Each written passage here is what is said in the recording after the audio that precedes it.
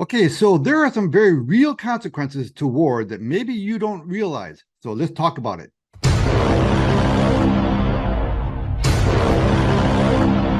Okay, so if you don't mind, could you support this channel by hitting that like button for me? It would be greatly appreciated.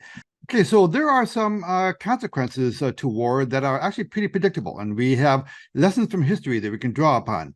So let's start by talking about some of the initial consequences to this war that just started in Israel. Israel orders shutdown of key gas field as war rages. Government temporarily closes the Tamar field on security concerns. And Chevron, up until now, was looking to expand output in the region. Okay, so that natural gas field that was going to supply gas not only to Israel, which is a great economic asset to Israel, but it was also planning on shipping a lot of that gas to northern Egypt and to Europe. And that would have been kind of a relief valve for Europe with all of the natural gas and oil that they've lost from the war with Ukraine and Russia, because they stopped taking oil from Russia, right? Well, now that relief is not going to be coming. Factor in this little wrinkle, okay? Saudi Arabia are natural enemies of Iran. And Saudi Arabia is willing to forego oil production cuts to secure Israel normalization. Okay, so I think most people can agree that Iran's fingerprints are all over this war in Israel. Not to mention what Rob mentioned yesterday is that what happens if Iran decides to mine the Straits of Hormuz? So from the energy front, energy could become much more expensive.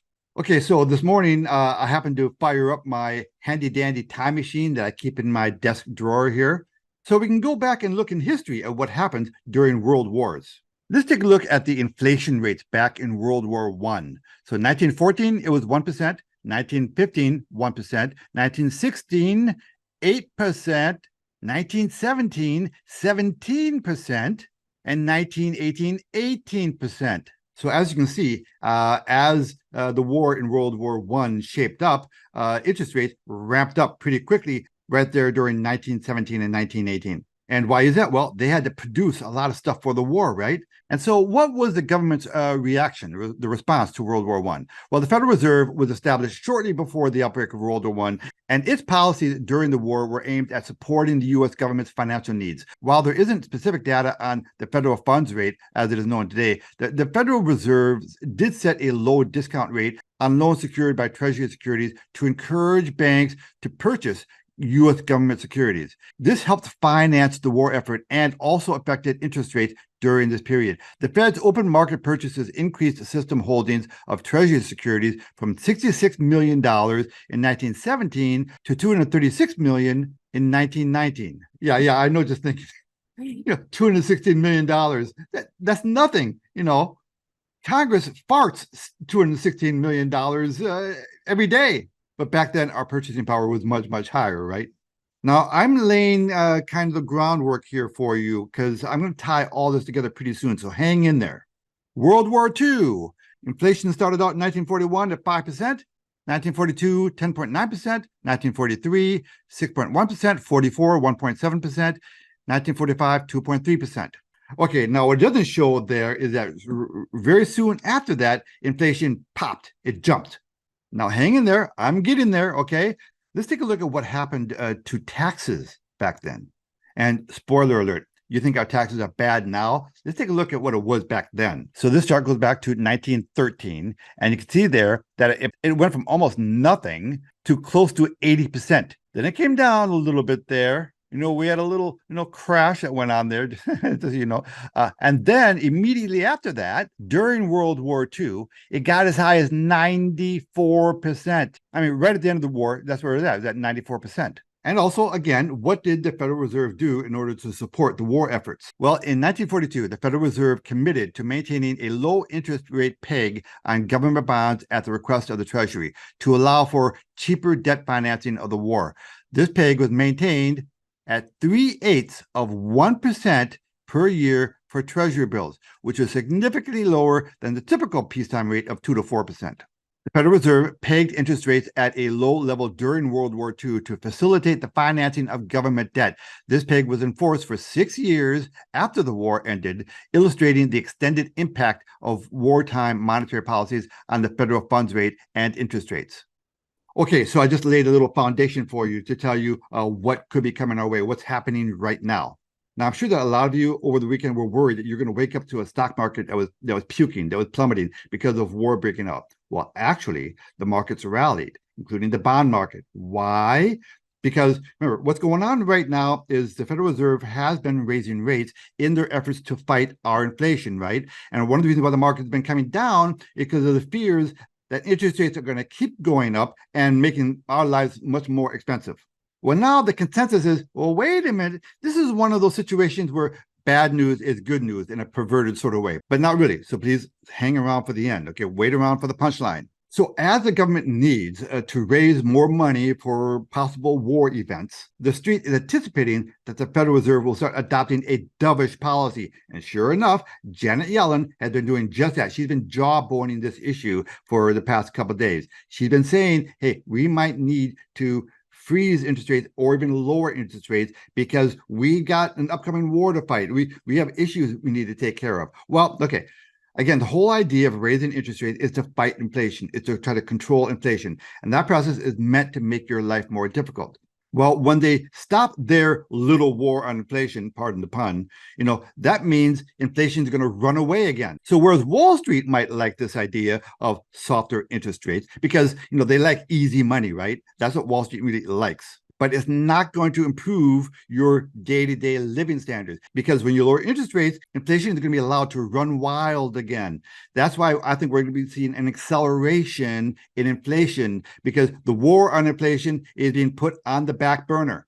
So between the issues of supply chain interruptions and the reduced flow of energy out of a very important part of the world, we are going to see inflation tick up some more.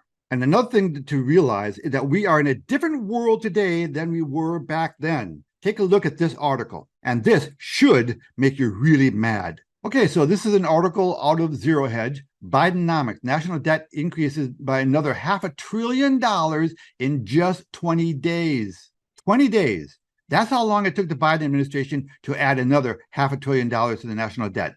Bidenomics certainly requires a lot of borrowing and spending. On September 15th, the debt quietly blew past $33 trillion. On October 5th, it pushed above $33.5 trillion. By the way, it only took Biden and his willing accomplices in Congress 3 months to drive the national debt from $32 trillion to $33 trillion. Now, look at this chart. This is the chart of our national debt, and it goes back to 2005. This is what's happened from 2005 to today. This is an unimaginable amount of money. To put things into some perspective, the total output of the U.S. economy as measured by GDP was only $24.7 trillion. That means the U.S. economy would have to grow by 33.5% to cover the national debt. And fasten your seatbelt. At $33 trillion, the U.S. national debt is more than the total combined economies of China, Japan, Germany, and the UK combined. The biggest issue is the federal government spending addiction. In August alone, the Biden administration spent over $527 billion. In fact, the U.S. can't even afford the interest on the debt.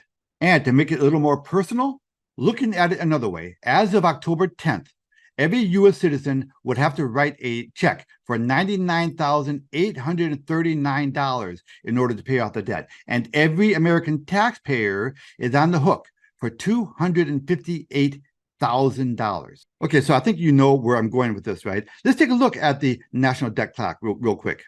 Okay, look here at the top left. You can see our current national debt. See, debt per citizen. So this is every man, woman, and child. $99,800. And the debt per taxpayer is $258,000. And if you want to take a quick look at what the markets are doing. Okay, so the market here today is up another 81 points. So this is what happened, okay? Now, it started to rally here last Friday because of news out of China that they're going to implement a new money easing policy. And then this is what happened on Monday morning, right? It didn't have a sell-off on the announcement of war. No. This is the perverse upside down way that the stock market looks at pieces of news. It's not always what you think. Okay, so as I fight with the sun coming through the shades here, listen, The point being that you better get prepared because war is not good for anything. War, what is it good for? War is not good for anything. And don't think that because this is happening far away from you, that it does not affect you. It does affect you through inflation.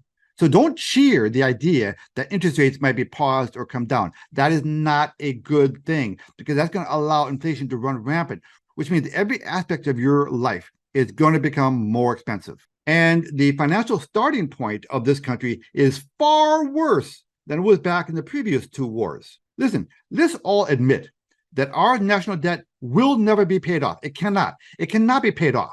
So, courtesy of our spend-hungry politicians and an irresponsible Federal Reserve, we have been painted into the proverbial economic corner. The government is not here to help you. When the banks find themselves in trouble, and they're going to be in trouble, they're going to take your money. I'm telling you, it's going to happen. They're going to take your money. Remember, any money you have sitting in the bank is not legally considered your money. You are considered an unsecured creditor. So get your money out of the freaking banks and adopt the mantra that we have here. Reduce exposure to your bank, buy some gold and silver, and establish streams of passive recurring income. Start taking control now, because if you wait, it's going to be too late. The good news is you have people here ready to help you. So reach out. Ed Anderson, live from Minnesota, signing out. Copy that.